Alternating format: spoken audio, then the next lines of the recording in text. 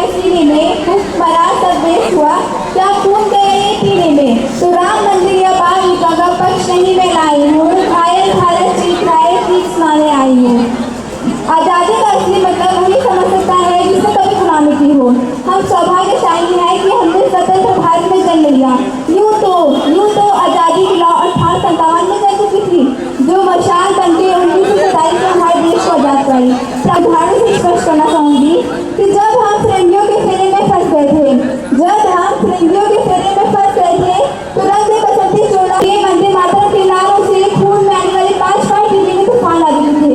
लोग मर जाते थे, गिर जाते थे, उनको फांसी कर जाती थी।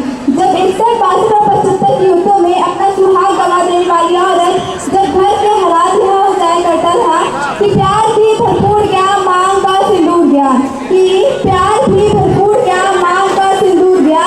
नन्हे नानी होलों की नमोनिया चली गई, छोटे छोटे बेटियों की चोटियां चली गई। आपके लिए तो राजी मरा साहब, किंतु मेरे घर की तो उठना ही चली गई।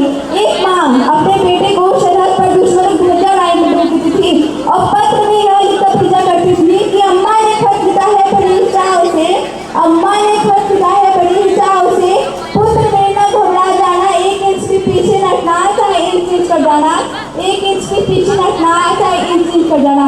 महोदय